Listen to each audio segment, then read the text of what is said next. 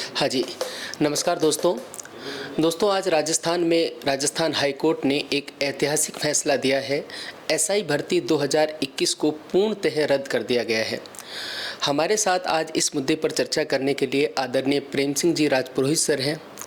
उनसे हम जानेंगे कि जो एसआई भर्ती हाल ही में आज जो रद्द हुई है, इसके क्या परिणाम होंगे, कितने हद तक ये डिसीजन जो हाई कोर्ट का आया है ये सही है, इनका विद्यार्थियों को क्या लाभ मिलेगा, साथ ही साथ जिन विद्यार्थियों ने एसआई भर्ती ईमानदारी से उत्तीर्ण की थी उनको इसका क्या नुकसान होगा। नमस्कार सर।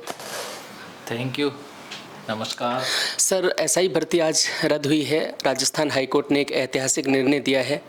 आप इस निर्णय को किस तरह से देखते हैं, पॉजिटिव और नेगेटिव दोनों उदाहरणों के तौर पर? देखो, हर सिक्के के दो पहलू होते हैं और जैसे ये निर्णय आया तो कईयों में खुशी की लहर थी तो कईयों में थोड़ा बहुत मातम भी था।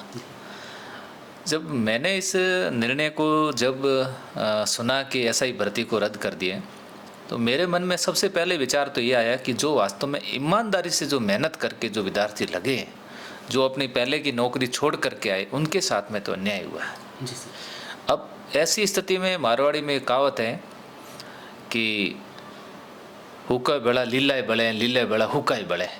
मतलब लीली लकड़ियों के साथ में सूखी जल जाती है और सूखी के साथ में लीली लकड़ियाँ भी जल जाती हैं। अब जिन्होंने ये बदमाशी की है, पेपर आउट किया है, उसका नतीजा ये हुआ कि पूरी भर्ती को रद्द करना पड़ा।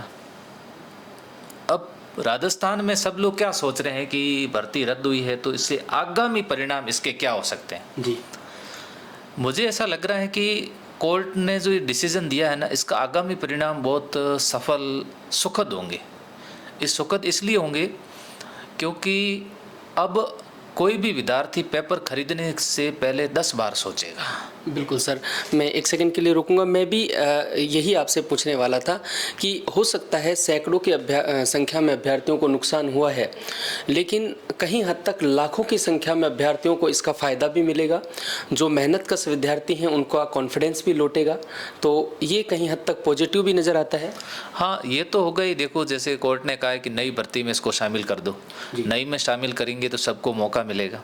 हर विद्यार्थी, देखो, तैयारी करने वाला विद्यार्थी ये चाहता है कि पारदर्शी हो। जी सर। अब भर्तियों में यदि इसी तरह का फर्जीवाड़ा होने लग गया तो एक विद्यार्थी लाखों रुपए दे करके कोचिंग करेगा, बिल्कुल, घर परिवार छोड़ करके बड़े शहरों में चला जाता है और वहाँ जाकर के उस विद्यार्थी को जब पता चलता है कि मैंने 10 लाख रुपए खर्च कर दिए और जैसे एग्ज़ाम दे करके बाहर निकलता है कि पेपर तो आउट हो चुका है।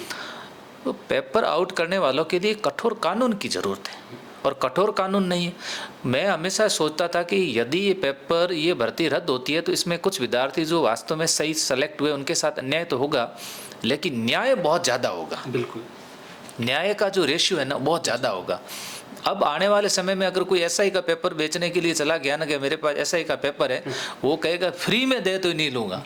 बिल्कुल, क्यों? क्योंकि भरोसा नहीं है। अब जिस प्रकार से एसओजी अभी काम कर रही है, मुझे बहुत खुशी हुई कि वास्तव में एसओजी को इस तरह से कार्य करना चाहिए। जितने फर्जी पैसे देकर के विद्यार्थी लगे उन सबको जेल में डाल दो, तो दोबारा कभी भी पेपर नहीं खरीदेगा। अब 50 लाख 30 लाख जो ये रेट चल रही है, इस रेट में कोई पेपर नहीं खरीदेगा। मैं तो इस निर्णय को अच्छा मानता हूँ। जो विद्यार्थी निराश हुए उनको मैं यही कहना चाहता हूँ कि आपको निराश होने की आवश्यकता नहीं है।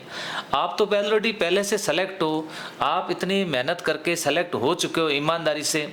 आप सोचो कि ईश्वर ने, भगवान ने आपके लिए एक परीक्षा की नई घड़ी और ला दी है। आप मेहनत करो अच्छे से और वापस साबित कर दो कि पिछली बार सब इंस्पेक्टर बने थे और इस बार भर्ती में भी हम उसी रैंक के साथ में वापस सेलेक्ट हुए, तो आपका परिवार, आपके मित्र मंडली जितने भी हैं उन सबको एक अच्छा सा पॉजिटिव संदेश जाएगा और वो कर सकते हैं। ऐसे कोई बड़ी बात नहीं है कि नहीं कर सकते।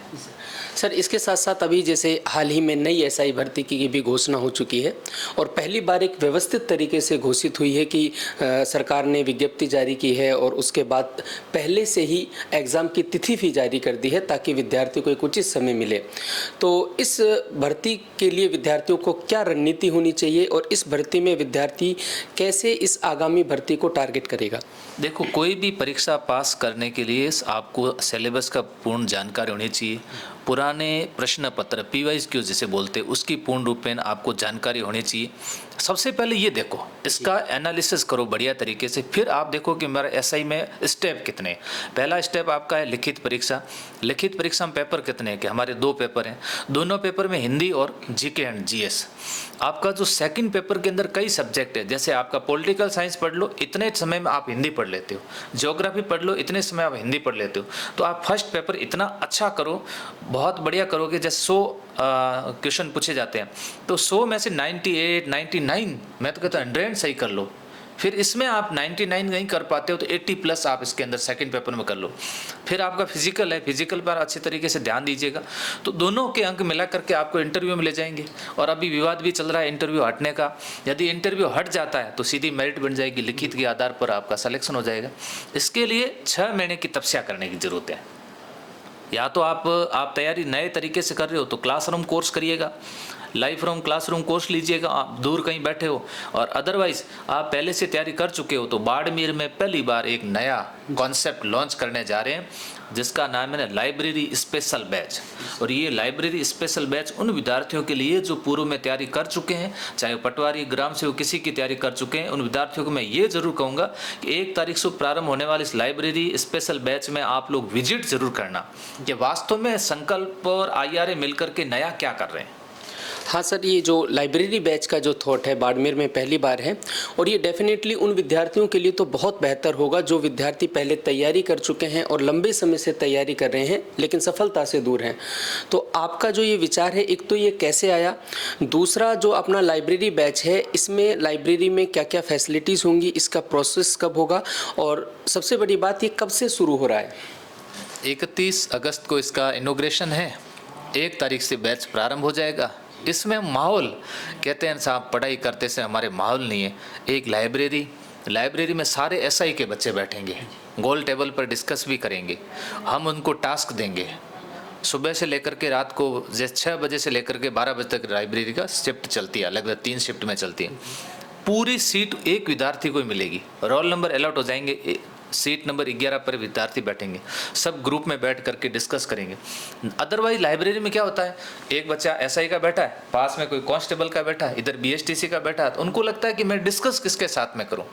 प्लस दूसरा, गाइडेंस कौन करेगा, टास्क हमें कौन देगा, हमारी कमजोरियां उसका पता कौन लगाएगा, जिसको बोलते हैं मेंटरशिप। ये मेंटरशिप प्रदान की जा रही है और इसमें RS चयनित, सब इंस्पेक्टर में चयनित और हमारे कई विषय विशेषज्ञ जो होंगे इसमें मेंटरशिप प्रदान करेंगे। तो सर डेफिनेटली ये बाड़मेर में एक नई पहल होगी और ये उन विद्यार्थियों के लिए तो वरदान साबित होगा जो विद्यार्थी बार बार तैयारी करने के बाद भी असफल होते रहे हैं। तो इसमें जो ये लाइब्रेरी बैच है बाड़मेर में पहली बार शुरू हो रहा है, पहले ये नहीं हुआ, जयपुर में ज़रूर ये 1-2 जगह था। तो इसके लिए जो अपना लाइब्रेरी है, उस लाइब्रेरी में जो सीट स्पेस है, मैं भी देख के आया था, मैंने थोड़ा सा ट्रैवल किया, वो काफ़ी ज़्यादा है, बच्चे को बिल्कुल एक कंफर्टेबल माहौल वहाँ पर प्रोवाइड कराया गया है। तो थोड़ा सा लाइब्रेरी की डिज़ाइनिंग के बारे में भी बताएं। लाइब्रेरी देखो अलग से डिज़ाइन की गई, विशेष रूप से ध्यान रखा गया है, और लाइब्रेरी के अंदर जगह इसलिए प्रोवाइड करवाई गई बड़ी ज़्यादा, क्योंकि ये ऐसा है कि विद्यार्थी के पास बुक्स भी ज़्यादा होती, प्लस हमारी तरफ से कुछ बुक्स उपलब्ध करवाई जा रही है। आपको सामने एक बोर्ड दिया जाएगा जहाँ पर आप पंच कर सकते हो, कुछ भी पिन में वहाँ पर लगा सकते हो, आरामदायक चेयर आपको प्रदान की जा रही है, प्लस आपकी बैठक व्यवस्था का विशेष रूप से ध्यान रखा जा रहा है। ऊपर कैंटीन की सुविधा प्रदान की जा रही है, बाहर एक टेबल दी गई है जिसमें बैठ करके आप मैगजीन, न्यूज़पेपर वगैरह सब कुछ पढ़ सकते हो। जहाँ तक मेरा मानना, ये कॉन्सेप्ट दी बेस्ट है और उसमें काफ़ी अच्छे एडमिशन भी हो चुके हैं। सीटें कम है वैसे ही, इसके अंदर 80 सीट हैं और लगभग अच्छे एडमिशन हुए हैं, तो बच्चे 2100 शुल्क दे करके एडमिशन ले रहे हैं। तो आप सभी से मैं यही निवेदन करूँगा कि एक बार आप विजिट जरूर करना, कहीं पर भी आप बैठ करके तैयारी कर रहे हो तो एक बार लाइब्रेरी बैच के विजिट करने के लिए आप inspire RS academy officer colony जरूर पधारें। Thank you. तो हमारे साथ प्रेम सिंह जी राजपुरोहित सर थे जिन्होंने SI भर्ती के बारे में थोड़ी सी जानकारी दी। साथ ही साथ जो लाइब्रेरी बैच है उसका कॉन्सेप्ट पहली बार बाड़मेर में आया है, तो सभी विद्यार्थियों से एक बार अनुरोध जरूर है कि एक बार विजिट करके उस माहौल को ज़रूर जिएं, उस माहौल को ज़रूर देखें जो यहाँ पर आपको प्रोवाइड कराया जा रहा है। Thank you.